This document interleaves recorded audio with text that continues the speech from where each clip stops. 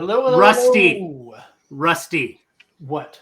Cage, Mason, I'm so sorry. Ian. Long ago, the four gamers lived in harmony. Then everything changed when Rusty said, "Hey, you guys want to do a Magic the Gathering podcast?" Only the Nathatar, master of all four gamers, could actually monitor the chat while they just went on these huge tangents against things that he does not care about. But when the world needed him most, he was right here because he had nothing better to do on a Tuesday night. Welcome to Sensei's Divining Talk. Incredible. And with that, Nathan has committed to doing every intro for every episode of this show that we ever do. Need a cold open from Nathan every time. I'll take it. The coldest. I know nothing about this game. All right, welcome to Sensei's Divining Talk, another podcast about Magic the Gathering made by mostly cis white men. Not all. Fuckers.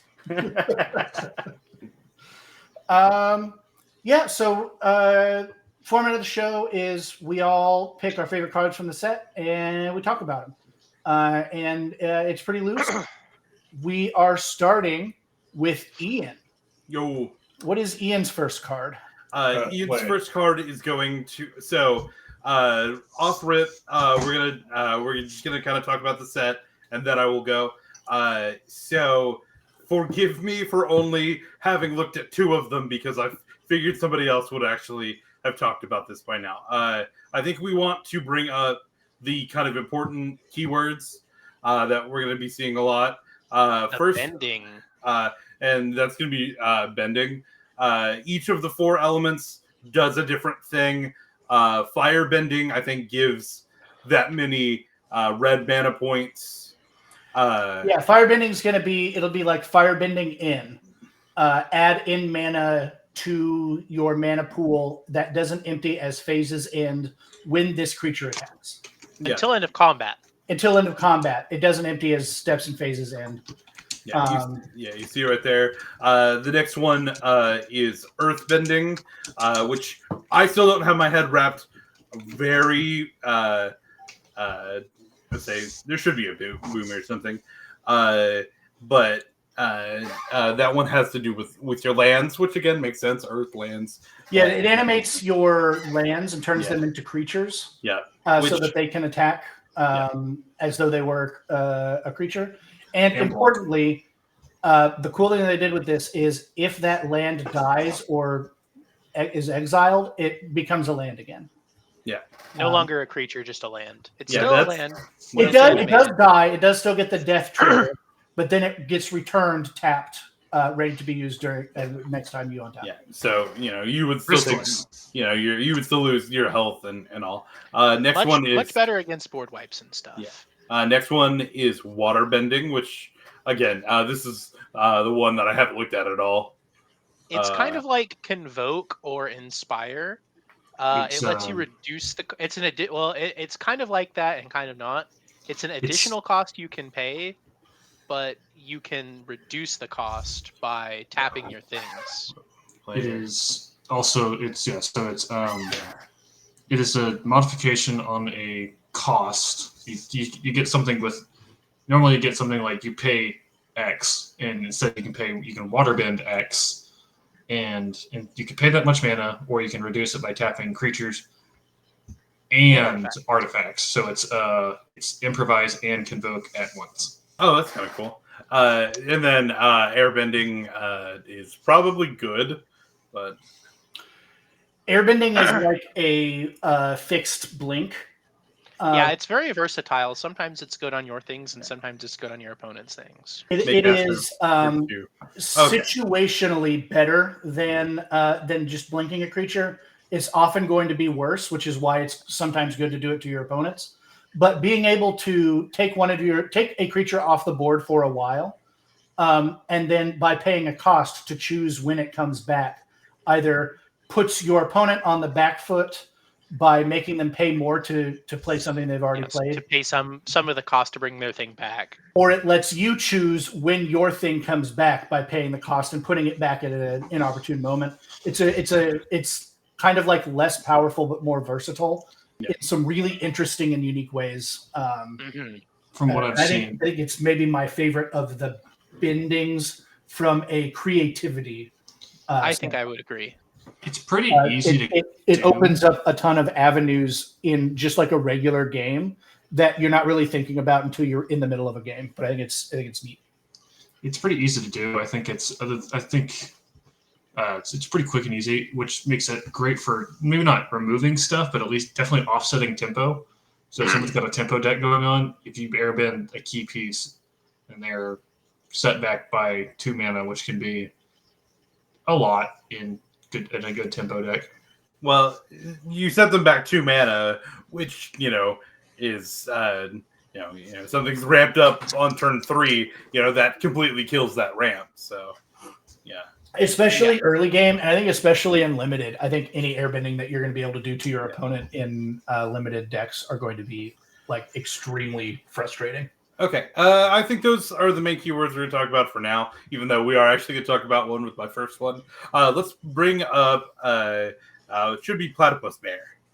Yeah. Okay, one, card art very funny, and so I like it. My cabbages! I initially did jokingly suggest all of the destroyed cabbages, and this is kind of a bit of a relic from there. But I thought it was kind of interesting. It's an offender cool. The 2 mil is again for 2 mana is pretty good. It's pretty good. It's not like game breaking, but I think it's pretty good. The thing that I'm kind of interested about is the lesson card. So was that something that is also introduced in this set, or has lesson been? It's been reintroduced. So this it was is originally the second time. Yeah. So originally it was printed in Strixhaven, where it was the thing you wanted to go get rather than the thing that started. It was the reward for doing stuff rather than this thing that started it. Okay. It went hand in hand with a different mechanic called Learn, where it wanted lessons in your sideboard, which is pop quiz, Rusty. So what Learn would do is either you could draw and discard, or you could put a lesson from your sideboard into your hand. And Learn sucks, so they just took lessons and made it different. I think that it's a really good choice. Like, learning and growing as a person is such a big theme of The Last Airbender. And taking lesson as a card type, learning their own lesson with the design of lessons, and getting rid of Learn, which sucks, and just having lessons be a thing that you are rewarded for having already learned by doing them is very good. Also, notably, Learn was kind of bad because first time they did lessons, none of them were instants, and they were kind of underpowered. It was a new mechanic that was potentially really disruptive, and so they really scaled back on the power level of it, which is why people say things like it sucked. It wasn't very powerful or interesting next or fun year. to play with. We're going back to Strixhaven next year. So there's a potential that we will have an evolution of the Learn mechanic or a new mechanic that's similar that will reference take its place. Lesson cards. That's really all I just kind of thought that was a good one to bring up what lessons are here. And again, having the lessons in your graveyard, turning it into an actual attacking creature is kind of cool. I kind of like it when they play around with the keywords like that. And again, very good art. And this is just it feels like a really good avatar place to start. Notably, a 2/3 for 2. Yeah, is a good rate. Yeah. Very fine defensive creature. So going from a good mana cost to an absurd mana cost, we're going to go next to the Wall of Bossing Say. Okay. I don't think that the mana cost is the absurd thing about this card. I might have buried the lead just a little bit here. Big butt. I have a hot take. I think this card is actually undercosted a little bit. It might be. I think It I might would pay up to legitimately be. 12 mana for this effect in some deck. So I saw this card. It's got, of course, it's a defender. It's a wall. The first thing I thought of, Rusty, was that artifacts deck that you had that nobody at camp could ever beat consistently. I was like, oh, this would be right at home in there. Your other permanents you control have indestructible. Other permanents you control have indestructible. Yes. Feels nuts. It's a powerful card. That effect is probably worth 5 mana on an enchantment or an artifact. Yeah. Your whole board being indestructible is silly good. I mean, you can compare it to a white card that costs 8 mana that makes all your permanents and herself indestructible. This card blocks a little better than Avacyn. Yeah. I would bet having 30 defense. That's nuts. And I saw the 30 on there and I was like, oh. I don't actually think I put it on my card list. But they did have the drill, which you can tell they're like, okay, this is the answer to that. But I just like, I saw this and I started having PTSD flashbacks to Rusty's artifacts deck. He can talk a little bit more about that if he wants to. I believe that 30 is the second largest number printed on a card in the Power Toughness box after Infinity Elemental from Unstable, which has Infinity Power and 5 Toughness. 5 Toughness is very funny. Yeah, it's an Infinity 5. Yeah, and that card's silly. Yeah. And that card's silly. Yeah, I just wanted to do that. The next one I wanted to bring up was Combustion Man. Sparky Boom Man. Sparky Boom Man. One, just because I think that this character is sick. But I thought his ability was really interesting.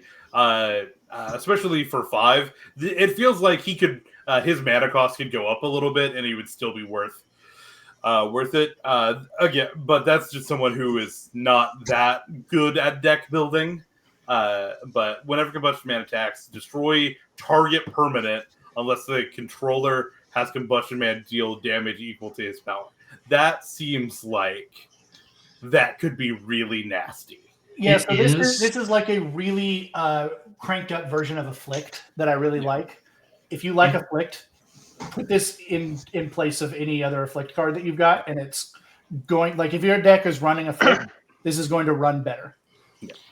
It's kind of similar to Boone from the Fallout set last year, except it's way more damaging and scales a lot faster and is way more easy to a lot of really big red decks are like, anytime a red permanent deals damage, deal that much damage +3, or it does it again, or all of that effect. There's like Gedis that whenever your commander deals damage to a player, it deals that much damage to all the other players, stuff like that.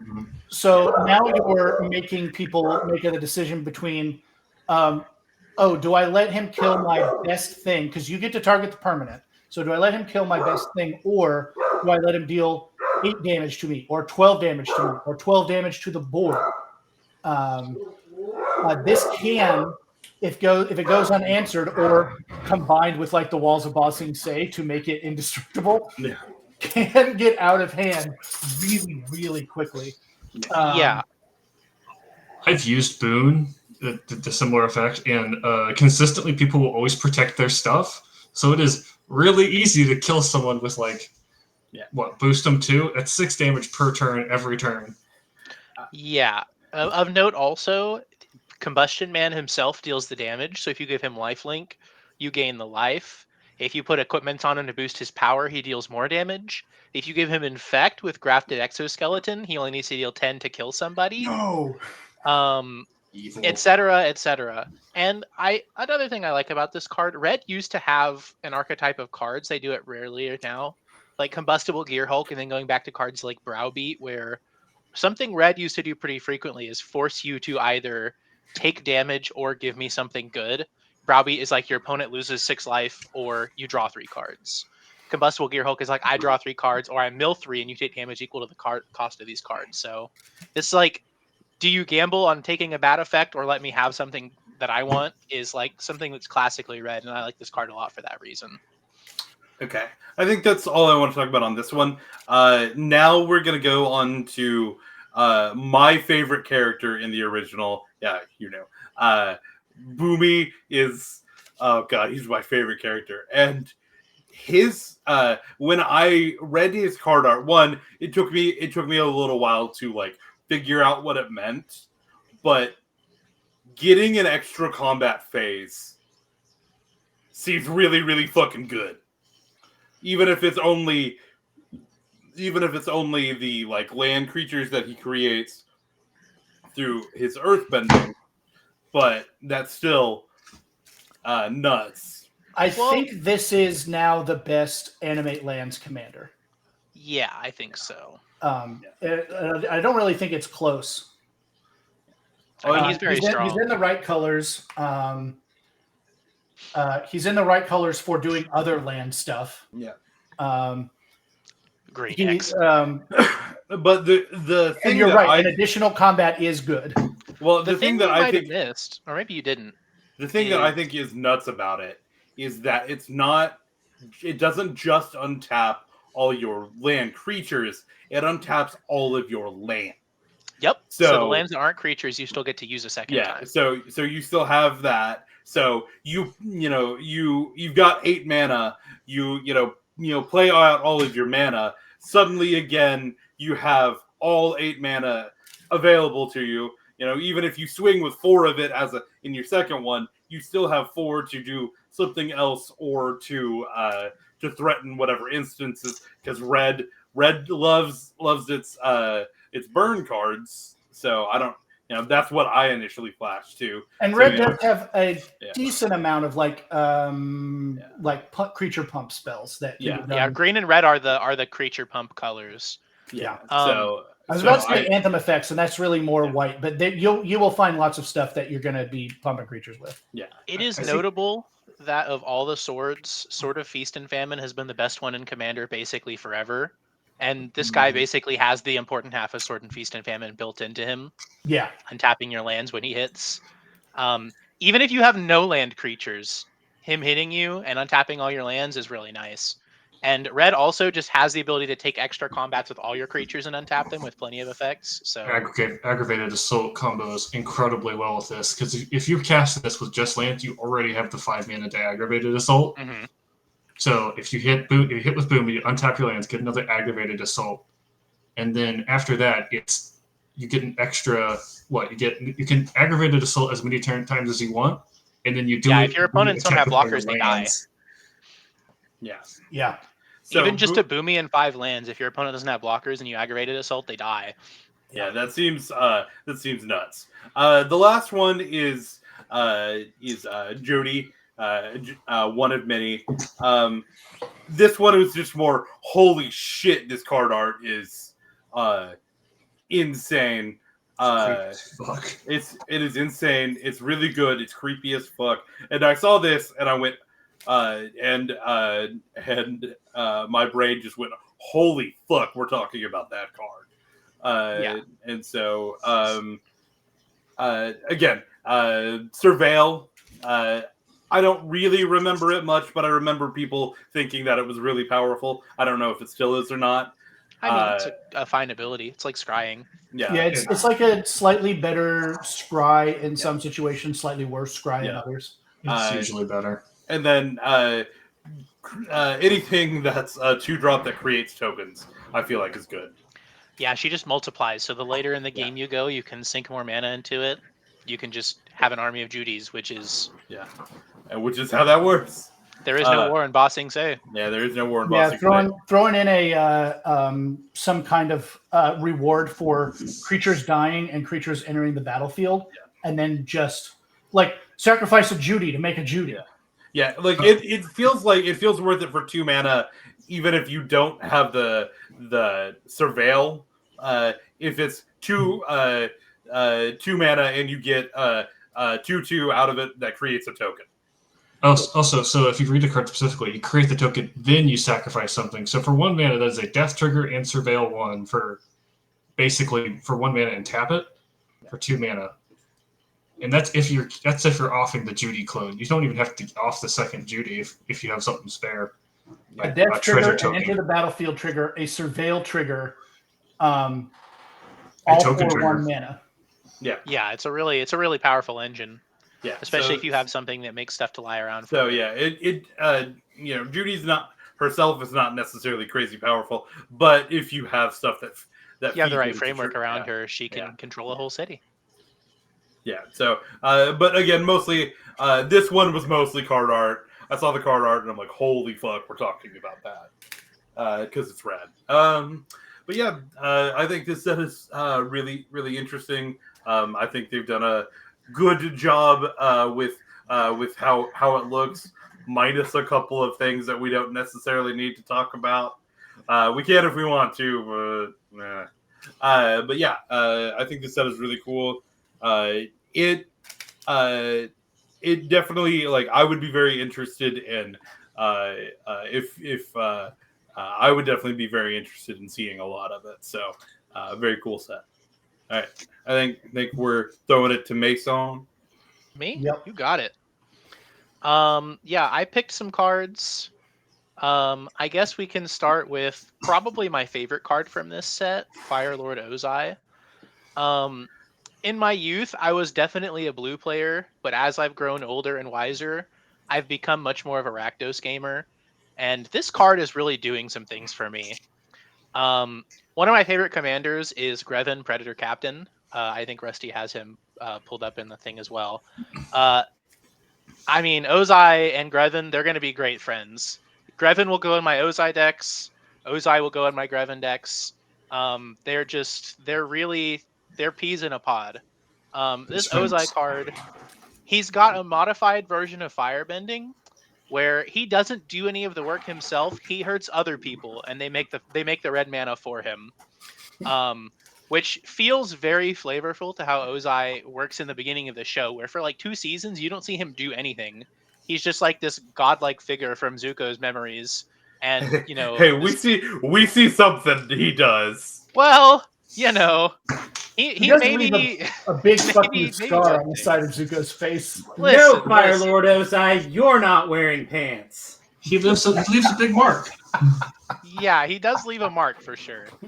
And then he has the ability to be imperialistic and borrow cards from everybody's decks to play your own thing, which is also something that's very Rakdos in this day and age. I'm really excited to play with this card. I'm very excited to play Zuko cards and then sacrifice them with the Burnt Offering from Ice Age to make mana to use my Ozai. I think this is not only an exceptional strategy, but very flavorful. And to be honest, I think that there's another card I have down here, Zhao, Ruthless Admiral. He's just an uncommon from this set, but he fits very well into this like Greven, Ozai, like almost aristocrat style sacrifice deck.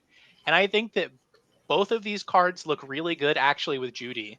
I hadn't looked too deep at that card until Ian brought it up, but Judy seems like she'll definitely fit into this kind of shell very well, where it's less like go big, like the Greven deck that I play is, where I have stuff like Wall of Blood and Molten Steel Dragon to just be able to like pay 20 life and then kill somebody in a single turn. But in this kind of deck, it's going to be more of a go wide and sacrifice small and medium things. And I'm really excited to play with a lot more of the Avatar cards in that shell, since it's an Avatar focused deck. There's some cool stuff in here. Shout out to my favorite dragon, Molten Steel Dragon. Love Molten Steel Dragon. It's very cool. I do love a good Molten Steel Dragon. I started playing around like Zendikar and Mirrodin, Scars of Mirrodin blocks, so I have a lot of nostalgia for those guys. Next up, we can just sacrifice 10 life to deal 20 damage to me and win the game right now. Haha, I would never. Next, let's just go ahead and ruin the vibe. Leaves from the Vine. Why did you do this to me, Wizards of the Coast? How dare you? So for definitely Nathan and not me, because I don't remember how sagas work. Explain. Give a little primer on sagas. So when you play a saga, this is an enchantment that has the saga subtype. When you play it, it comes in and you do the first ability and you put a lore counter on it. Then on your next turn, after your draw step, at the very beginning of your main phase, you do the 2. And then on the next turn, you do the 3 and it sacrifices. So you get its effects spread over 3 turns. If you have any effects like Proliferate that lets you add counters on, you can speed it along. There's also a very limited ability to remove counters and cycle back and forth and repeat steps. There's a couple of legendary creatures that are built for decks with sagas in them that do that, like Riverberry, Goldberry or Riverberry from Lord of the Rings, and then there's a green-white one from New Kamigawa or Neon Dynasty rather. There's also Sigurd from Assassin's Creed that puts counters on and takes counters off, but only one at a time. So it's slow, but it is deliberate. This voices my forever terror that there are good cards in Assassin's Creed that I have never seen because I have never looked at that set. There's only like 40 cards in the set. Some of them have to be good. Every time I see somebody talking about an Assassin's Creed card, it's a banger. And every time it's something that I've never heard of. I've got a couple. Staff, the Staff Key of Eden draws you a card for every card that you own, but you control but don't own, which is fucking nightmarish in my the Baldur's Gate Horrors deck. Yeah, man. Oh goodness, yeah, that'll do it. Guess what deck's did? And you did it again. That is a card that is a banger, and I can absolutely immediately see its utility, and I've never fucking heard of it. Yeah, I mean, I wasn't that excited about Assassin's Creed, but I am excited about Avatar. Yes. I didn't actually have that much to say about Leaves from the Vine. It's a lesson payoff or a creature payoff, which I think fits really well for Iroh's story. He's a character that we don't get to see him learn his lessons so much because he's already done his growing before the events of the show. But his journey, I think, is really cool and important, and I like this card a lot. I don't know. We see his muscles grow in one particular episode. Well, that aside, he was already built. He was just working out in secret. One could argue that in that one episode where he's flirting with that like desk lady, something else was growing. Well, that's neither here nor there. To talk about anything else, let's go to Zuko, Conflicted. This card is sick. I almost grabbed this one. I thought this card was very interesting. Yeah, most of the main characters of the show got several cards to depict their journeys and different eras in the show. And this is a pretty early version of Zuko, which depicts him in his like wishy-washy era where he's not sure who he wants to be or why he wants to be that person. Which is why he grows and then he hurts you for growing. And then eventually he flip-flops and switches teams. And then he hurts somebody else while growing and learning his lessons. And then he decides to reset all his progress and switch to somebody else. Zuko spends a lot of the show getting close to figuring it out and then fucking everything up over and over. Mm-hmm. And I think this card really, really shows that very well. Also, me picking more Rakdos Legends. Shocking. Hey, Zuko here. Zuko here. Notably, from a like strategic standpoint, I believe if you bounce him, he counts as a new instance of the card, and you reset you pick, the one that says pick one that hasn't been chosen. If you bounce him, he goes back to your hand or exile and back into play. That's a new instance of the card, and that resets, and you start picking again. If you airbend him. If you airbend him, he resets. Yeah, very good. Yeah, so you can airbend him right before you have to give him away if you need to. Blow him around, and then he forgets everything he's learned. Yeah, I think it's a cool card. It's not like as mechanically deep as some of the others, but I think it fits his journey very well. That's a common opinion I have about cards in this set. They're all very flavorful. Yes. And I picked a couple of lessons. Oh, go ahead. I think they've done. I was gonna piggyback and say I think they've done a really good job. This set feels like they care. They cared a lot about the source material. and they did an extremely good job of like making it feel right. So I actually listened to an interview with Chris Mooney, who is the lead on set design for this set, and he told a story about how Wizards was internally like going around asking who wanted to lead this set, and basically everybody at the office was like, "You need to get Chris to run this set.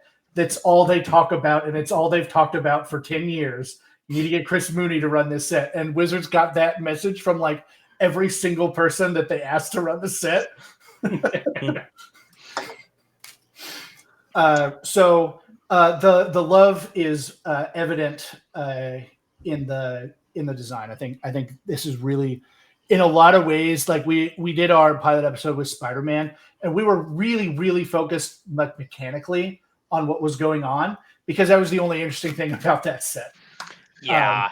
And here we get to talk about like the flavor of the show and like how these things match up with story elements, because it mattered during the design process.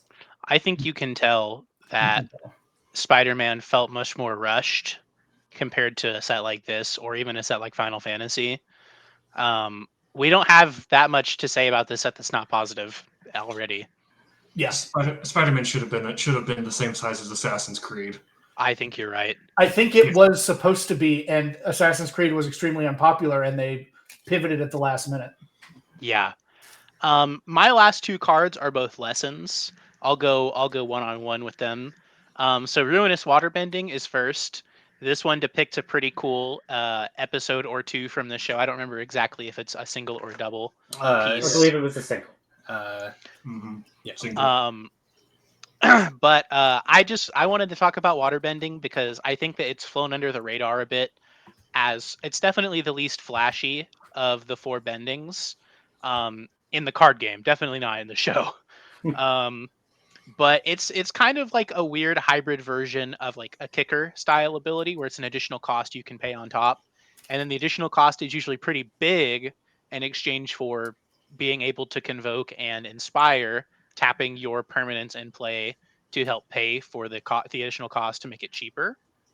Ruinous Waterbending isn't necessarily that interesting of a card. I think it fits very well. It's like, a board wipe to kill small creatures. It kills Judy's. It kills your army of Judy's for sure. And I just think that this is a good way to illustrate kind of how the waterbend ability works. And this is the kind of card that would be really good with Learn.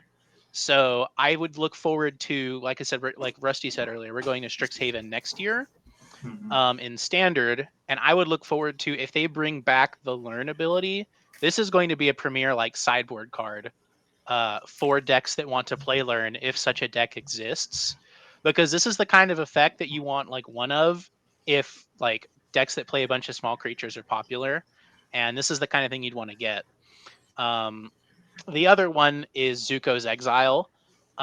There was like an overcosted colorless lesson in Strixhaven as well, maybe two. I think there was a 3-mana colorless one that fetch a land. And then there was another one that was a bit more expensive that did something relevant. But this guy, I mean, we all know this is like, set up for the beginning of the show. It's important part of Zuko's life, and I think the art is cool. I think it being like a colorless, he's empty of purpose at this point in his life. He doesn't know what he wants or who he is or why he's, why this is happening to him, really. I think it being a colorless card with like a very abstract, like, art background fits very well for this point in his life. And again, like, he's literally, he was exiled and then he has to get a clue. I think it's pretty cool. It's not necessarily that interesting, but I think it's an elegant design. And I really like the concept of lessons being the way they are in this set. Like we said earlier, Learn and lessons as they were in Strixhaven aren't really interesting to play with or fun. They're just like, if they're good, you'll play them, and if they aren't, you won't. But I think that the concept, like I have the Iroh Grand Lotus, like the commander for lessons, in the additional cards I pulled up. Like the concept of him letting you recycle your lessons. He teaches lessons for really cheap because he's such an experienced guy. It fits his story very well. I think they just worked a lot better this time. And like there's also Ran and Shaw, the dragons who taught Zuko firebending, or maybe they taught him how to bend lightning. No, they taught him how to bend from the true source, which is like love and passion instead of anger.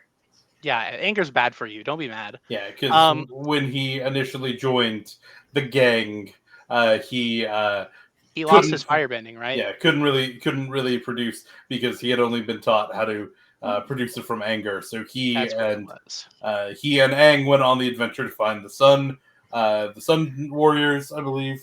This is the name of the tribe, and then is that when they changed their team name from Team Avatar to the Gang? Is when Zuko joined? I think the Gang has always been a. I believe that's a fan name. A fan name. Okay. Just to be our team fact checker, the bloodbending episode is called The Puppet Master from the 8th episode of Book 3. And it was one episode. The next episode is the one where he goes all trippy because he can't go to sleep. Yeah. That episode is also very good. I'm not 100% sure that ruinous waterbending is depicting bloodbending. It's not. Well, it's the character who that's Hannah. Yeah, that's Hannah. Whenever so, she pulls the water out of the flowers, and Katara is like, "Wait a minute, what the fuck are you doing?" Yeah. This is her. This is not her bloodbending. This is her teaching Katara, "Hey, water's in places you may not think of." Yeah, this is her enamoring herself to Katara before she does the full villain. But she's kind of giving Katara the heebie-jeebies at this point. She's like, "Oh, you killed all these flowers." Yeah. Anyway, just to wrap up, I had Ran and Shaw on here as well as Iroh, just as like payoffs for lesson cards that don't involve learn. I think this is a good direction to go with it because it actually rewards you for, like, as opposed to like Strixhaven where you want to look for lessons in order to use them, which I think fits the flavor of a school, even if it's not that interesting. I think that Avatar rewarding you for using your lessons also fits very flavorfully. But that's about all I had to talk about. I'm excited to play with some evil black-red guys in the near future when the set is out. I think that Learn would get a lot more mileage if Commander had a sideboard. That's also true. Learn just doesn't work in Commander. I think that's like the only mechanic that doesn't work in Commander, other than stuff that was specifically built for other formats, like conspiracies. Okay, Cage is up next. Rusty, Sokka me. Sokka! Okay, this is the only Sokka I like. There's like 6 Sokkas. I hate all of them except for this one. This one's amazing. I like to think of myself as the Sokka of this podcast because I'm just a regular guy who doesn't know anything about magic. All right, so there's 2 Sokkas I like. But yeah, no, like Monastery Mentor. Everybody loves Monastery Mentor. It's so good. This is just Monastery Mentor in the command zone, and it kicks ass. And it makes everything else have prowess too, and that's good. Everybody loves Monastery Mentor. Allies are a very cool like creature type that have not really ever had a good commander. So I think there was General Tazri, and that card's not that good. It's not that good. Having a Monastery Mentor that makes allies to benefit from all your sliver buffs is kind of crazy. Yeah, so other allies you control have prowess is a crazy ability. And you start thinking about that, and you kind of skip over, like I did, that it also says menace. Yeah, that's evasion, baby. Yeah, no. Every ally in an ally deck, every ally having menace is, I'm going to say it, menacing. Yeah, he's pretty good. So yeah, but there are 6 Sokkas in this goddamn deck. There are 3 books in the show. That means there are 2 Sokkas per book. Like, for every Zuko conflicted, we get a Sokka of Wolf Cove. Nobody gives a shit about Mr. Vigilance. That's all he does. He has Vigilance. That shit sucks. Anyway, that's my rant. John Vigilance to you, man. Leave him alone. No. Anyway, my next one is Phoenix Fleet Airship. Because you know what's better than having Judy's make Judy's is shit just happens. It just happens. You just get guys incidentally. Again, Scute Swarm, great card. Everybody loves Scute Swarm. Scouring Swarm, great card. Well, no, everybody doesn't love Scouring Swarm because it's kind of new. But I don't like, love Scoot Form. Shut up, Mason. This looks like it slots right into your into Mason's Firelord, Ozai, and Judy sacrifice loop deck. Yeah, it definitely is meant to stick into that kind of. It's a 4/4 with flying and like Crew 1 is crazy. Yeah, like what? Yeah. Judy can drive this boat. Why can't Judy drive the boat? Judy can drive the boat. It's crew 1. Shit, dude, you don't even have to crew it if you have enough of them. It's just 4/4 with flying. Yeah, it's a 4/4 with flying. If you get enough of them, it's just an unstoppable army. And you know how easy it is to sacrifice permanents in black? Like, not even like from the set, just in black in general. Like, treasures are in black. Fucking blood tokens are in black. I don't know. Oh, zombies with Dictator. Permanent. If I recall correctly, Suki briefly piloted one by herself. Sacrificing a treasure to pay for something else gets you a copy of this. You know, well, the thing is also the copies also have that line of text, so they multiply. Yeah, no. 1 to 2 to 4 to 8 to 16 to 32. I don't have a Jadar Caller of Defalia, but this thing's going in that deck because all of your Decayed shit also sacrifices itself. Yeah, so anything getting sacrificed on your side, just, you sacrifice land, Evolving Wilds, go out. The only caveat is that it only copies once per turn because it's an end step trigger, not a sacrifice trigger. But hey, that shit's pretty good. Put this in Obeka where you can copy your end steps. There's an Obeka that lets you do that, right? That's beginning steps. You're thinking of. It's beginning steps. Okay. You're thinking of what's her face from Final Fantasy. Yeah, there's also Scholar of the Second Sun, I think, from Commander Legends ish. Gives you an extra end phase. Yeah. Anyway. Rusty, pick me an Ira, either one. Let's go Dragon of the West. So, other than this card's art being absolutely fucking amazing, this is a pretty good card. I don't know, Menace in red. It's not bad. Most of not Menace, Mentor. Fully different thing. Mentor is mostly a white thing, if I remember correctly. It's in red. It's mostly white. But yeah, like that's pretty good. You get a little buff, and then counters everything has firebending. I think this is the only card that gives like multiple things firebending. There is one other thing that does it, and it is. Is it the Comet? Yeah, it's Sozin's Comet.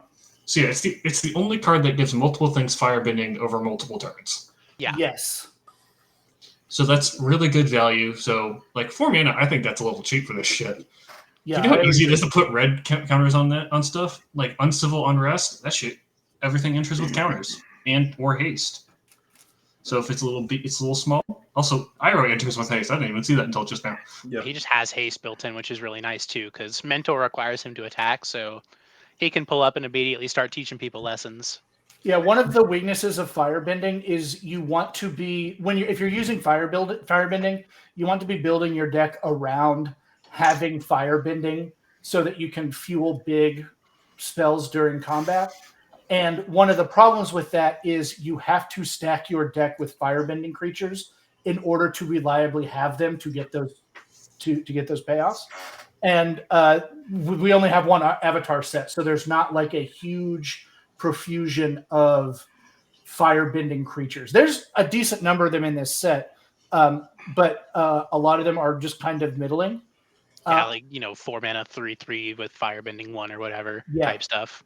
So and that's the problem with firebending. A cool firebending deck is you have to rely on those kinds of things, or solve that problem with Iroh Dragon of the West and go get your firebending from some other source. So I think the only weakness of Iroh is that the mana doesn't last until only lasts until end of combat, unless you have a card that was literally printed in the last set. Yeah, I can't see why this isn't going to synergize well. Now you just don't lose the red. So if you attack with like 5 guys, bam, you got 10 mana for your second main phase. Yeah, it's pretty good. I've also seen people talking about using firebending with the legendary creature from Kamigawa Neon Dynasty, Ishin 2 Heavens is 1. That card's really strong. It doubles all your attack triggers. Very good with firebending. Oh. Very good with combustion man. From this set also. Good old Bogo. Guy's really good. So yeah, he's I like firebending a lot. I think it's probably the most popular. I was gonna mechanic say in the it set. feels like Red got the best things this set. It did.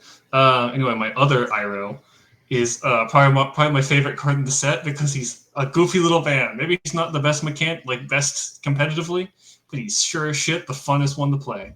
He's an ally. That's why we love our Uncle Iroh. The food token feels very on point. I saw that and got a good chuckle out of it when I was looking at the spoilers. So, fun fact, you actually want to give people food tokens because it's one of the harder ones to get rid of, that and clue tokens. Because, I mean, other than food and clue, I think every other treasure token, every other, like, utility token casts 1 or nothing to get rid of. And if you read Iroh, you want your shit to be stuck around. So, yeah. What's my last one? Tectonic Split. The card is very strong. This shit fucking slaps. Do you know how easy it is? Oh no, you're going to sacrifice your land creatures that come back immediately. Whatever will you do? Actually, I'm going to play this in my Titania deck, and I'm going to sack my lands and make that many 5/3s. But yeah, this goes straight into any existing Crucible of Worlds deck. You know what goes well with? Again, another card that was just printed, Zeril, Genesis Druid. I don't think I asked you to prep it, but... Zarel. Szaral. Got it. So you can get all those lands back, and you get rewarded for sacrificing them, and you get an instant reward and a long-term reward, and you get basically no consequences. Also, sacrificing your lands makes more Phoenix Fleet airships. Yes, I do. Also, even if you sacrifice all your lands, you're still getting a +3 mana per turn, fucking what's it called? Income.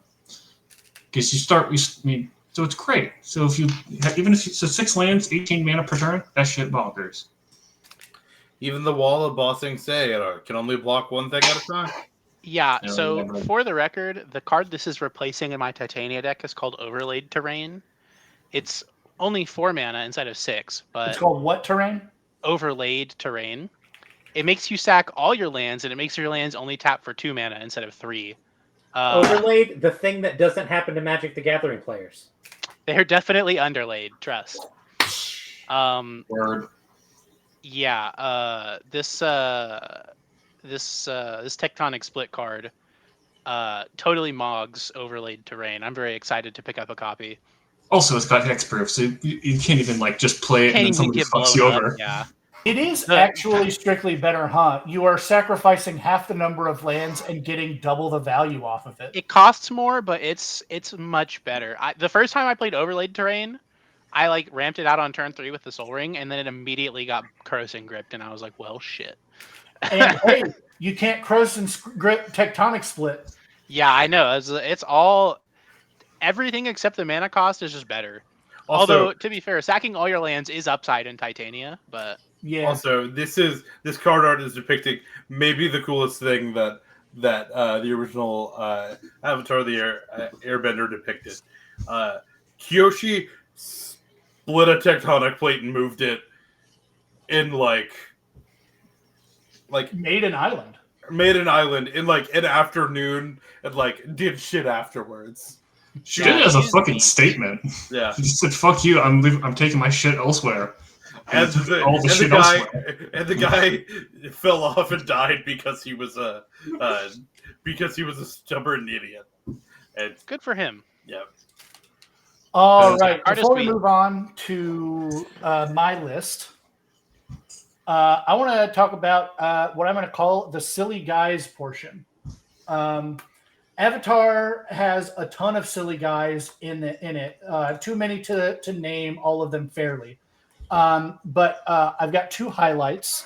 The first one is Sokka's Haiku. This is just a haiku, counter target spell, draw a card, then mill 3 cards, untap target land. And they didn't have to word it weirdly. Those are all just how those abilities are said. They're templated perfectly. It just works. That Thanks, Todd. Also, this art is adorable. Yeah. This is very good. They did the thing. Yeah. And then we've got Aang's Iceberg, which is not silly on its own, but I am definitely going to be calling this card Fang in the Ice. There's a little bit of a walk to get there, but if you know Thing in the Ice, there you go. So let's talk about my list now. First off, I think what a lot of people called as the most powerful mythic in the set before everything was done and spoiled, still very, very good. Badger Mole Cub, 2 mana, 1 in a green. When this creature ends, Earthbend 1, one of your lands becomes a 1/1. Whenever you tap a creature for mana, add an additional green mana. This is your secret extra elf in your elf decks. It goes into any of your green base elemental decks that are using green elemental to generate your mana. I mean, it's just doubling up creating mana for 2 mana. Any mana that's not coming from a land essentially is getting extra green on this. And it fits right into a slot where you're like, am I really going to spend a whole removal spell on this 2/2? It feels bad to get rid of this thing. It feels bad to get rid of this thing.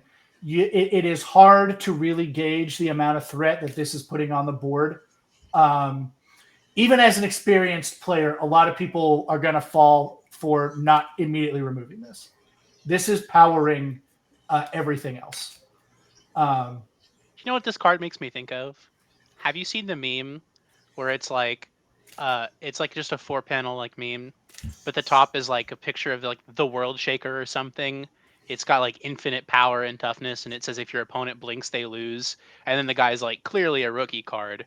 And then it's like raccoon, you may eat garbage for free during your turn, and the guy's like terrified of it. That's literally this card. Literally this card. It's so insidious. It's just a little guy, but you'll lose to this card if you're not careful. It will just run you over. Another analogy is like this is like a Black Lotus. It's good for the same reasons that Black Lotus is good. Generating mana at an unusual rate is one of the best things you can do in this game. I think the only thing you can do better than that is draw cards. And even then, it's arguable which one is better. But like someone from outside of the game, you tell them how land works, and you show them a Black Lotus, and they're like, "Oh, so it's just like 3 lands on 1 card." That seems pretty good. Why is it $1 million? Because it's really hard to judge like how good that effect is just on its face and what that is doing for you. Do I think this is as good as a Black Lotus? No, it costs 2 mana. It's not free. But 2 is a lot more than 0. Right. And it doesn't really do that much by itself, but it's an incredible force multiplier. Yeah. I think it's funny that this, along with Owlbear and Baby and Owlbear Cub from Baldur's Gate, have the weird thing of the child is way stronger than the adult. Because Badger Mole Adult is a card in the set, and it's fine. It's all right. It's all right. All right, next up, I'm going to go my Scornful Striker. Wherever a player casts a non-creature spell, they lose 2 life. And then it has a bunch of abilities that you're never going to use because you. I think it is weird that this card has First Strike, because you do not want to be throwing this into combat. You want to keep this thing safe, so that you keep that ability up. Oh, she'll block. She will absolutely block things that are smaller than her. That with anything with 2 or less toughness, she just kills because she's got First Strike. I mean, I think First Strike makes sense for like an assassin who's really nimble like Mai. I was gonna say it makes sense flavor wise. Oh yeah, flavor wise. I mean, that's why it has First Strike, is because of who Mai is in the show. Also, let it be known that Rusty picked the Goth GF. I just want to chime in here. I did post the meme that Mason referred to earlier in the Discord. And if you want to see the Discord, all you have to do is type in !Discord into the chat. Or if you're watching on YouTube, just scroll down to the description and the link should be in the description. Am I wrong that this is Mai as she is, or right after she is turning on Azula in the show? Mm-hmm. So it would seem. Okay, because I think it's she has like 2 fights in the show, 3 fights in the show. One of them is like when they're on like the scaffolding in Ba Sing Se. One of them is when she fights Azula in Boiling Rock, and one of them is when they're chasing down using the little train thing, and they were following Shedding Appa. She's not in a whole lot of episodes. I do think the key is flavor text would imply how to place this in the timeline is that it says ally on the card. She is an ally of the Avatar game. Yeah, I would guess flavor text also. Rock. Yeah, the flavor text that looks like Boiling Rock in the background. Yeah, the flavor text is literally what she says when she is when fighting. When I think those are also like the Boiling Rock guards. So it's probably there. I think it's funny then that she fucks over Sokka more than she fucks over Azula. Well, Azula definitely does want to be a spellslinger commander. I'm sure we'll talk about her soon. Spoilers. We'll get to that. Yeah. But this is literally a hate bear. This is the definition of a hate bear. A She definitely is. that hates on the opponent. She'd be good friends with Thalia.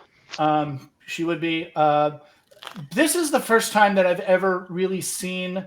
Like, this is, I think, maybe the cleanest hate bear. Jay is asking in the chat, do they have an Avatar set based on the James Cameron film? No. Not yet. Not yet, and hopefully never. not ever. There will be. That's a Disney property. Hasbro and Disney. I was gonna say, didn't they just do a set with the Disney property? They did not. They just did a set with a Sony property. True, it had Morbius in it. Sony has the movie rights. Sony's got the video game rights.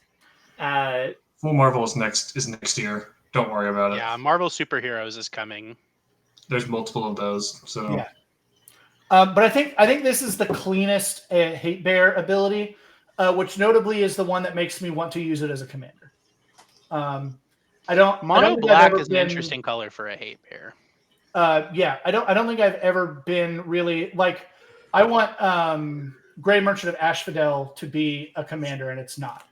That's Gary, Merchant of Alphabet. And I think this is the closest we're ever going to get that. Obviously, they can't print Gary as a legendary creature because that's too good of an effect as a commander. You play this commander and everybody dies is too good of an effect. But I think this is the best version of that, where everybody that plays anything that's not a creature, which is in most decks, most of your deck, losing 2 life. I think that's really interesting and strong. And keep her in play, it definitely so strong. It's not so strong that everybody's gonna be like, okay, fuck that guy in particular. They're just going to deal with it and suck it up for the whole game, and then you're going to win out of nowhere. This is even like 3 or 4 life every time they cast a spell. This would be a lot harder to win games with because it paints a much bigger target on your head. But I suspect I have not played with it yet, but I suspect this hits a lot of sweet stuff. In that it would also probably just be too good if it was 2 mana, 2/2, and it did like 3 or 4 damage per spell. Oh yeah, for sure. If you made it like 3 or 4 mana and increase the damage, I don't think you would get away with 3 or 4 damage for just 2 mana. The other thing is, since it's only 2 mana, it's really easy to cast 3 or 4 or 5 times over the course of a game if it eats a removal spell. Yeah, and if you're building your deck around it, 6 mana for this effect is not out of the question. Moving on. We've got Sozin's Comet. This is going to be in every single red tokens deck that anybody has ever made. Sadly, it can't go in mine. Do you have a red tokens deck that doesn't play creatures? Nope, I do, but it has a rule, and the rule is that all the card names have to start with the letter M. Oh yeah, this is a stupid one. Okay. It would be so good, but I can't play it. Yeah. Mosen's comment. Yeah, dude. Where's Mixozen? Why wasn't his name Mixozen? Get him in there. So each creature you control gains Firebending 5 until the end of turn. Firebending 5 on one creature is good. I mean, the card pays for itself on one creature. Yes. Firebending 5 on every insect token that Locust God made in a turn. Are you familiar with the card Comet Storm? This is going to be the way you kill people with Sozin's Comet. Comet Storm. Boom. If you don't immediately win with Crackle with Power, you are bad and playing the game wrong. Crackle with Power is it's a sorcery. Never mind. This I mean, you get ways to make it an instant, but yeah, I mean, yeah, especially in red. But this is any token deck that has red in it wants to be playing Sozin's Comet. It is not very hard to want to play this card in a red deck that goes wide. It's obscene. The other part of that, Mason said, it pays for itself with one creature. It more than pays for itself if you foretell it. Spreading the mana cost out over multiple turns is really nice with a card like this. You've already made the money back the turn you foretell it. This card also, much like Boomy, since we already talked about it earlier, but this card is also quite good with Aggravated Assault. Mm-hmm. Yes, I would like to take my 600 mana and activate that Aggravated Assault. I would like to Aggravated Assault for every creature I control. Yeah. That's a lot. Yeah, I think assaulting everybody knows I love Locust God here. It's my favorite commander. It's my baby deck that I've been working on for like 20 years now. I thought something was wrong about you. I'm a weird pervert. Has anybody lost in quicker than 2 turns? Because that's my record. The idea of like throwing this down at the beginning of your turn for like 2 mana from Foretell, and then paying a bunch of spells that like get you a bunch of new locusts that all naturally have haste because that's how Locust God works. So you hit it with an almost empty board, and everybody's like, okay, I guess I'll let that resolve. You've only got like 2 locusts, and then discard your hand and draw that many cards. Now you've got 12 locusts that all have haste that can swing in and get you this firebending. That's tasty. That's delicious. I'm in love with this card. It's absolutely going in Locust God. Yeah, we can add that as a quote. That works. I got tired of people calling me a pervert for liking Locust God, so I just started embracing it. Does your Locust God deck play Mana Echoes? Because that's another way to get a bunch of mana out of making a bunch of guys. Probably. I don't strong card. play it that often because people hate it. Yeah, I mean, I get that. They do hate it. Like one of the reasons I started making other commander decks like a lot is because nobody wanted to play against my Locust God deck. And that's when I started like really falling in love with deck building. So like, oh my god, there's a whole world out here. It does fucking suck to play against. Yeah, I was. He had to sell it to me on the idea that this game will only last 2 turns, and he was right. Yeah, I mean, for my money, the local metagame around here where I live is still like pretty not strong. So, in spite of the fact that I used to have a play group that was like really powerful, I've played almost exclusively like level 3 or bracket 3 and below decks for like the last several years, and just like picking a gimmick and going in on the gimmick, like, picking a theme instead of just like trying to build the strongest deck is actually really fun. Oh, for sure. My new favorite deck, I think actually my second favorite deck, right now is Dionys Elvish Archdruid, which Cool is elves you control have whenever this creature becomes tapped, untap it and put a +1/+1 counter on it. This triggers only once each turn. What's a really good way to is this the vehicles deck you were talking about? This is that vehicles deck I was talking about. I have NASCAR elf can elves. drive. It is silly, and also very good. But anyway, back to my cards. Next up, we got Spirit Water Revival. I mostly put this on here because I think it was. I kind of skipped over Ruinous Waterbending because it's a black card, and I didn't think there was waterbending on it.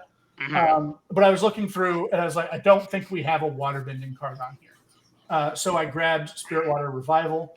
I do think this is good. It is a good card.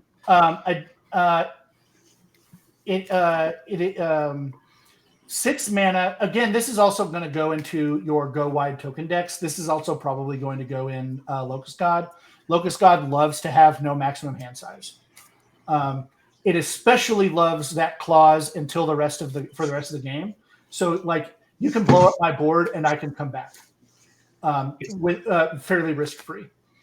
Finale of Revelation. Additional cost was paid. Shuffle your graveyard, draw 7, and you have no maximum hand size. Is a really, really good set of words in a go wide. At the worst case, it's Divination, and Divination is a very playable Magic card. If you can pay the additional cost and make it a draw 7 that only affects you, that gives your graveyard back, it's pretty sweet. And gives you no max hand size, it's pretty sweet. Yeah. I think the only reason I don't play Finale of Revelation more often is because you have to spend 12 fucking mana to get the no maximum hand size, and at 3 mana, and I mean, like I got the Clue deck from Ravnica from Karlov Manor, and this will go right in because you're gonna sacrifice you tap all your clues, and bada bing, bada boom. Now you have no hand size on turn 3. Clues don't even have to. Mana cost to summon Colonel Mustard? 5 or. Actually, that is an answerable question. Are you actually talking about Clue, the game where Colonel Mustard kills you with a candlestick? Well, there are Clue cards in Magic. Yeah, Colonel Mustard is a Magic card. He's called Commander Mustard in this, but that's why he's a 5 and a 5/5. I thought he was whatever. Who cares? Motherfucker, I can't spell Commander. So Commander Mustard is a 5/5 for 5 with vigilance, and soldiers have vigilance, trample, and haste.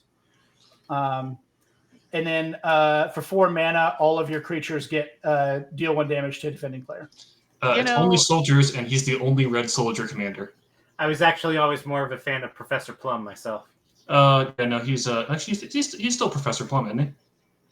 Mastermind Plum. Mastermind Plum. Yeah, so Nathan made a joke about Clue because we were talking about clues, not knowing that he was absolutely about to get bodied.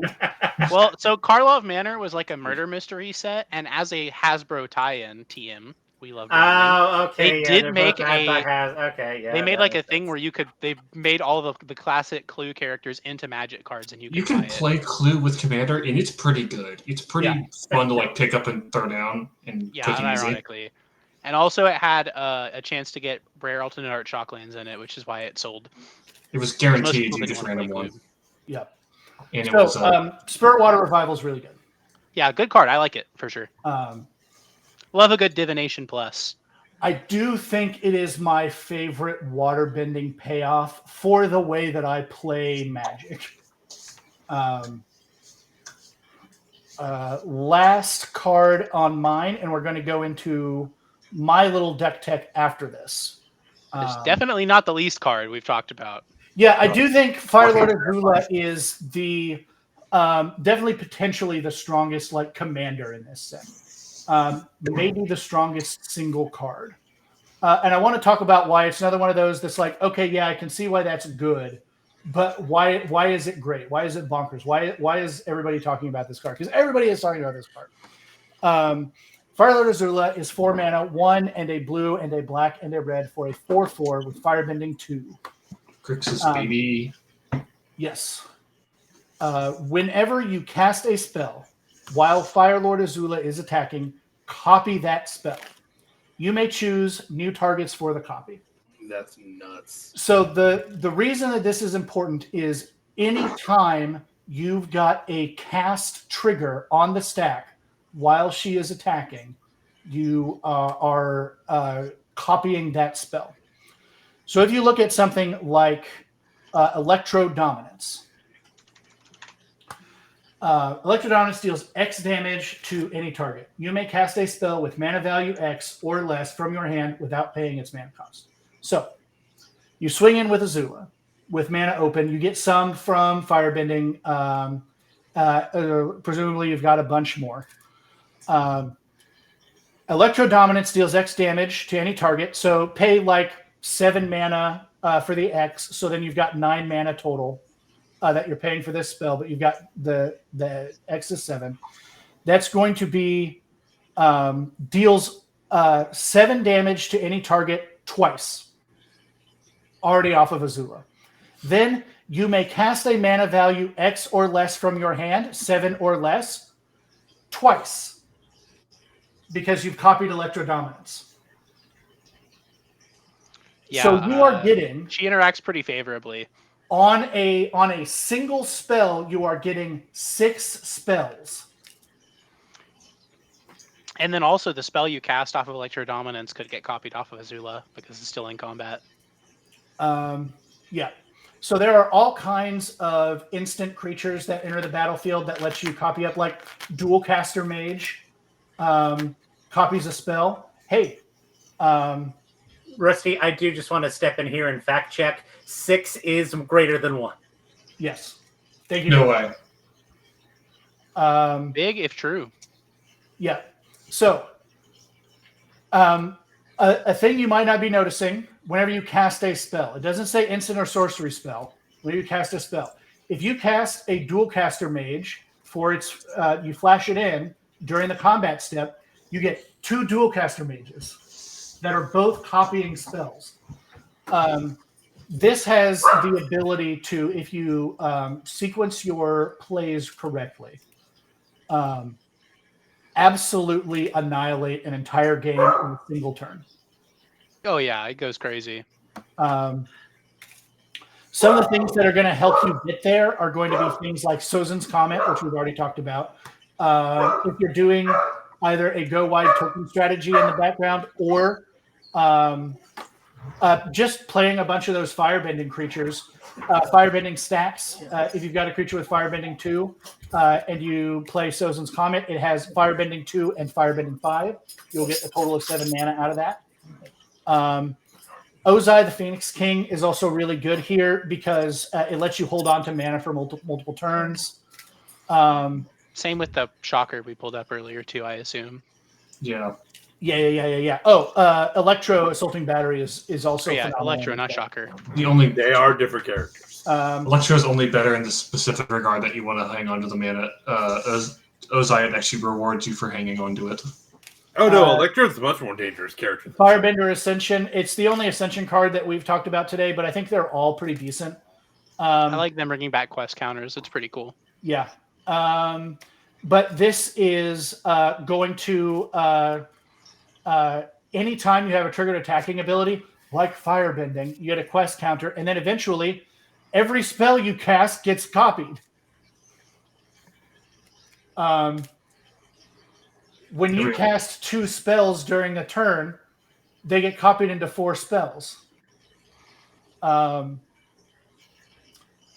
Firepower. If a force would deal damage to an opponent, it deals that much damage plus an amount equal to the number of fire counters. This is going to help you close out games with things like Fireball. Rusty, I might have missed either I misheard you or I misunderstood or you misheard it. I don't know that Firebender Ascension copies spells. I think it copies attack abilities. It's just Ishin. I do think you're right. Ability. It copies attack abilities, which does copy the copy ability on Firelord Azula. Does it? I thought that was a cast trigger, but There's like 4 more quest counters. You may copy that ability. Whenever a creature you control attacking,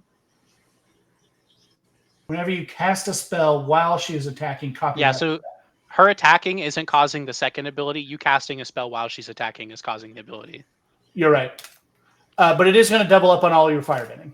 Yeah, it's still a good card, and it will still go in your Azula deck for sure. Yeah, no, you still want the Firebending. But- 4 mana. It's getting out But of hand. thank you for calling me on that. That is not quite as good as I thought it was.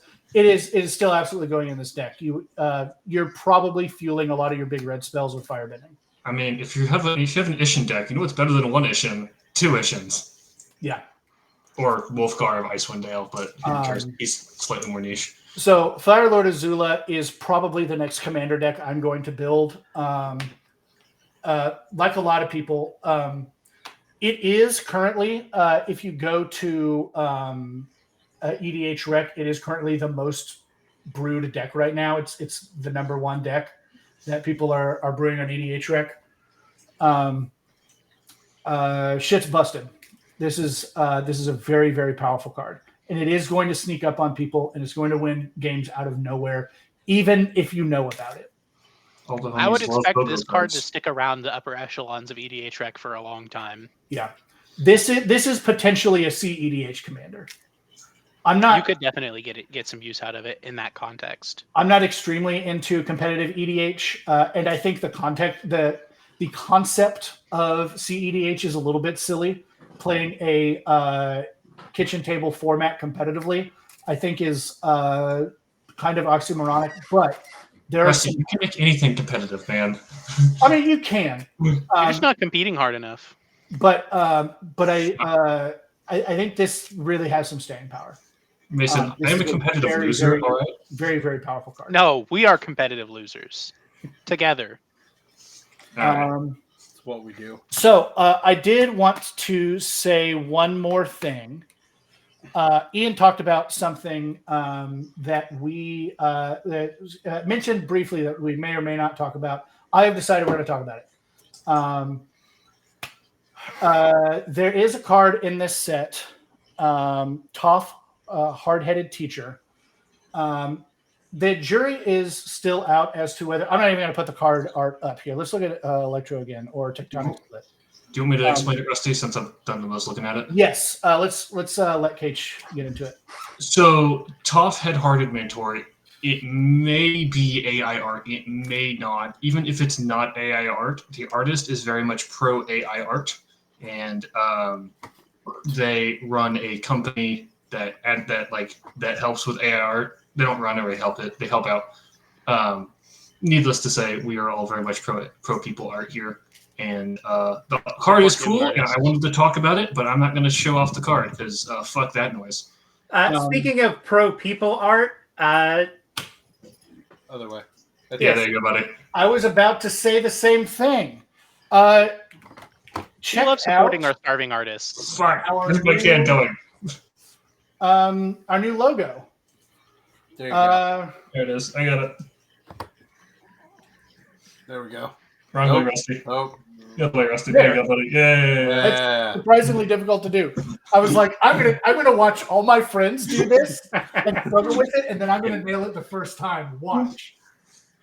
Yeah, Sammy, our official channel artist, has made us a new logo. She's very good. We're really proud of it. We really love it. I think the glasses started as a joke, and we were all like, "Wait, hold on." That's kind of crazy. Where are your glasses, Paige?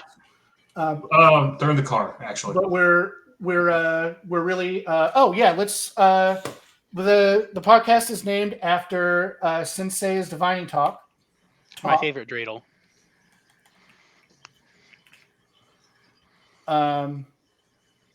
Just better, Which Mason. is in here. And so we combined Sensei's with our own logo, and I think it came out beautifully. I'm over the moon with how well this logo turned out.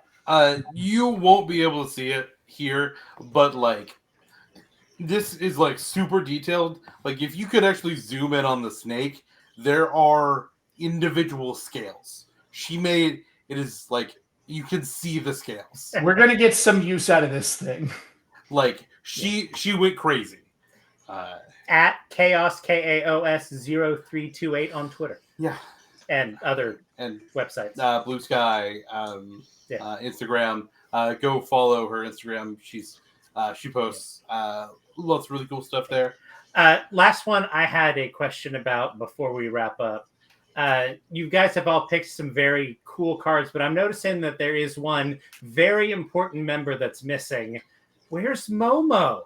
Oh, Momo's got a card. There's actually Dude. a card that references Where's Momo. Dude, everybody has a card. Bosco the fucking bear has a card.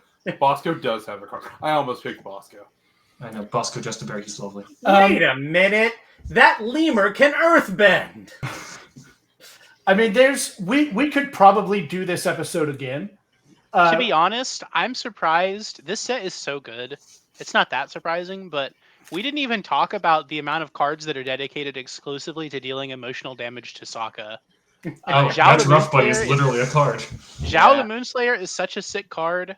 There's a Yue from the Jumpstart that dies and turns into a land named Moon. Like this set there, and then she also had is Imprisoned in the Moon from Eldritch Moon is a card that they reprinted with alternate art for this set. Imprisoned in the Moon. They're just Yeah, there it is. they're out here harming my poor boy.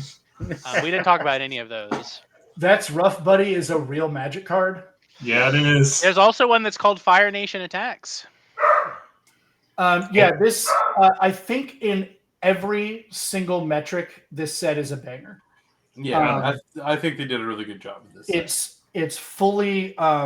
This set does Oh, the man. thing that I was terrified of. Like, it makes me actually like want to go and do more Magic stuff, which is terrifying to me because I don't have the resources to do that. And we should go draft together. Okay, I have drafted with you Ian, once. this is what they call peer pressure. Don't cave. Ian, I'm going to remind you, last week you threatened to come to my house, and I expect you to make good on that promise. Ian, we should go buy 17 commander decks each. Let's all meet at Kache's place and then go draft. All right. Go invade his LGS. But yeah, Avatar is a home run of a set. And I do mean it. I think we could each pick 5 other cards and do this episode again. I could probably do at least 10. Yeah. Okay, before we go, I've already said mine. What is starting with Nathan? Favorite character from original Avatar? Favorite character from original Avatar? Yeah. That's a great question. I can't James say Sully. that I've ever really thought about it. For Jake Sully. Yeah, it's got to be Sigourney Weaver. The correct answer is unobtainium. But Mason, what's your favorite character or one that you're most excited about in this set? It's really hard to pick a favorite character from The Last Airbender because I think it has such a good, well-rounded cast. I would probably say Iroh. I definitely love old men. Actually, that's just Quibble. let's make mythical. I love old men. I don't give a fuck. We just got a new subscriber sound. I'll go on the record. I love old men. That's it. All right, Gage. That's your So- soundbite. I'm going to tell you, the viewers, a fact that makes these crusty old men very sad every time they hear it. I don't really have a favorite character because this show came out when I was 3 fucking years old. We're gonna I kill was you. a baby. We're gonna kill you. Yeah, no. Legend of Korra was the show that was out when I was the correct age. So That's rough, buddy. Yeah. Have you watched the original show? Yeah, I watched them both. Okay. Yeah, no, I've done my fucking culture, but no, I mean, yeah, Mako, my boy. He's slightly less sad. Oh, you would pick Mick White Boy. I think I mean, am I not the whitest boy here? you're the longest boy here. All right, Rusty, round us out. I think my favorite character from the show. Am I allowed to pick the relationship between Zuko and Iroh? Sure. Yes. Yeah, totally. They could pick Sigourney Weaver, dude. I think together they are my favorite character. It's a good choice. I was sad. I was worried you would be mad at me, Uncle. No, my nephew. I I was was. worried you had lost your way. I probably fucked up that phrasing, but you know this. Oh yeah, me too. But Iroh and Zuko have maybe the best father-son relationship in all of modern media.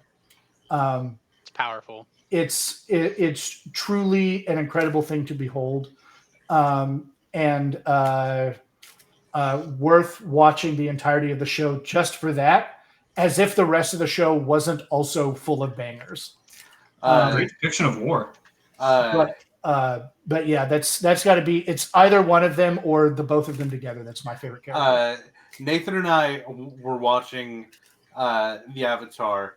We were together when we first heard the "That's rough, buddy" line, and I knew as a child at that point that Nathan and I were never that's just going in the lexicon. We're never not going to "That's rough, buddy" each other for the rest of our lives.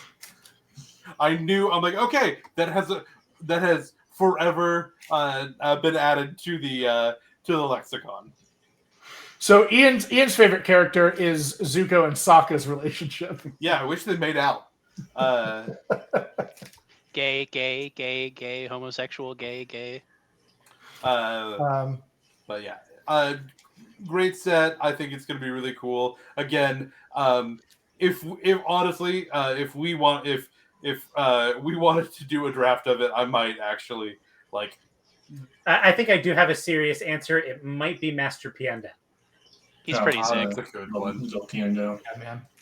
He was not in the show enough. Call yourself Lee. There's a million of them. And I think that's going to do it for this one. Next up, we will be talking about finally a set that is in the world of Magic the Gathering with our return to Lorwyn, which is very extremely technically when I started playing Magic, although I really got into it during Mirrodin Block. And that set comes out in like 3 weeks, right? Yeah, like 2 or something. No, it's next week. Sorry. It's very soon. But really, it's the last set of the year. Actually, it's not until next year, is it? No, February. Lauren's in February. We've actually got a decent break. February release. So between now and then, January 23rd is what Google just told me. It's always fucking February. Between now and then, we might get some games in if we can figure out how to stream them effectively. We're still kind of working on that technology, but we've got some ideas in the works. But we will definitely be back. Ideally, same time here, like the Tuesday right before that set drops. That's kind of the sweet spot, I think, for shows like these. Yeah. So unlike last time, keep an eye on our Discord. That's the best way to know when we're going live. And if you want, we're all hanging out on that Discord. If you want to talk Magic with us, we're all there. Dude, talk Magic with me. It is my autistic hyperfixation. I will talk with you for hours, man. Yeah, that's what we're here for. Other than that, thanks for stopping by. Go support Sammy. She's a phenomenal artist. Subscribe to us. We're phenomenal content makers. I believe that in my heart. I'm a suboptimal artist. And have fun. Please enjoy this set because I think it's going to be a really fun one. Fuck AI art. Bye. Show Wizards that they need to make sets like this, not like Spider-Man. Goodbye. Bye. Bye.